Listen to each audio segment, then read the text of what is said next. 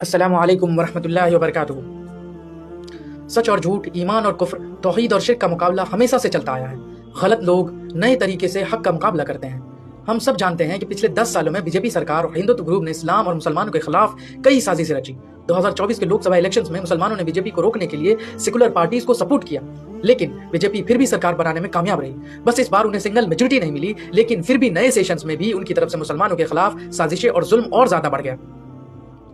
आजकल उनका नया निशाना मुस्लिम वक्फ प्रॉपर्टीज है। सरकार ने वक्फ एक्ट को बदलने का प्लान बनाया है, जिसमें वक्फ अमेंडमेंट बिल 2024 कहा जा रहा है। इसका एक्सक्यूज दिया जा रहा है कि डिस्प्यूटेड प्रॉपर्टीज का हल निकलेगा और औरतों के हक को इंश्योर किया जाएगा।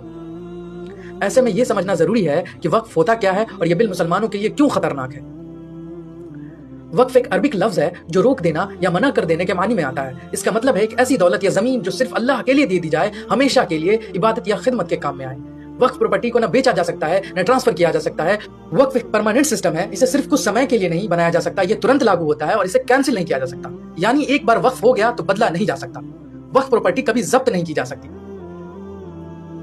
वक्फ का कॉन्सेप्ट हजरत मोहम्मद सल्लल्लाहु अलैहि वसल्लम की सुन्नत और सहाबा के अमल से साबित है। सही बुखारी और सही मुस्लिम में हजरत उमर रज़ियल्लाहु अन्हा का एक वाकया है, जिसे उन्होंने खैबर की जमीन मिलने के बाद हुजूर सल्लल्लाहु अलैहि वसल्लम से मशवरा किया तो आप सल्लल्लाहु अलैहि वसल्लम ने फरमाया, अगर चाहो तो असल जमीन को वक्फ कर दो और इसका फायदा गरीब और जरूरतमंदों को देते रहो। हजरत उमर रज़ियल्लाहु अन्हु ने जमीन वक्फ कर दी, जिसे न बेचा जा सकता था, न वारिस बनाया जा सकता था। उन्होंने इसका फायदा गरीबों, मुसाफिरों और मेहमान, गुलामों और अल्लाह की राह में काम करने वालों के लिए वक्फ कर दिया। इससे साबित होता है कि वक्फ का कॉन्सेप्ट इस्लाम में बहुत अहम है और हर वक्त के मुसलमानों ने इसको फॉलो किया है। वक्फ एक्ट में जो नए बदलाव किए जा रहे हैं, नया वक्फ अमेंडमेंट बिल 2024 कुछ डेंजरस चेंज प्रपोज कर रहा है। वक्फ प्रॉपर्टीज को डिस्ट्रिक्ट कलेक्टर के पास रजिस्टर करना जरूरी होगा। दूसरी बात, अगर कोई गवर्नमेंट जमीन पहले या बाद में वक्फ हो गई हो तो उसका वक्फ स्टेटस खत्म हो जाएगा। डिस्ट्रिक्ट कलेक्टर फैसला करेगा कि वो जमीन वक्फ है या नहीं। वक्फ बोर्ड के फैसले के खिलाफ अब हाई कोर्ट में अपील की जाएगी। अगर वक्फनामा नहीं होगा तो वक्फ जमीन डिस्प्यूटेड वाली मानी जाएगी। सरकार कभी भी वक्फ प्रॉपर्टीज जांच कर सकती है। वक्फ बोर्ड में नॉन मुस्लिम और औरतों को शामिल करने के लिए प्रपोजल दिया गया।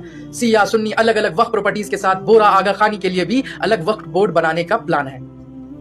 मुसलमानों को इस खतरनाक बिल की मुखालफत क्यों करनी चाहिए? सबसे पहली बात, वक्फ बोर्ड की ऑटोनॉमी खत्म हो जाएगी। सरकार वक्फ प्रॉपर्टीज का मैनेजमेंट अपने कंट्रोल में ले सकती है। अगर नॉन मुस्लिम को वक्फ बोर्ड का मेंबर बनाया गया तो वक्फ प्रॉपर्टीज का मिस यूज होने का डर है।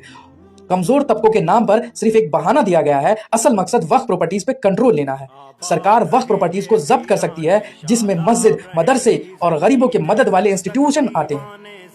इस्लाम में वक्फ का तहफ़्फ़ुज़ एक मजहबी जिम्मेदारी है। हमें सिर्फ सेकुलर पार्टीज पर भरोसा नहीं करना चाहिए, क्योंकि उन्होंने कभी भी इस्लाम या मुसलमानों की हिफाजत नहीं की। हमें सिर्फ अल्लाह पर भरोसा रखना चाहिए। जैसा कुरान में है, मोमिनों को सिर्फ अल्लाह पर भरोसा करना चाहिए। जज़ाकल्लाहु खैर।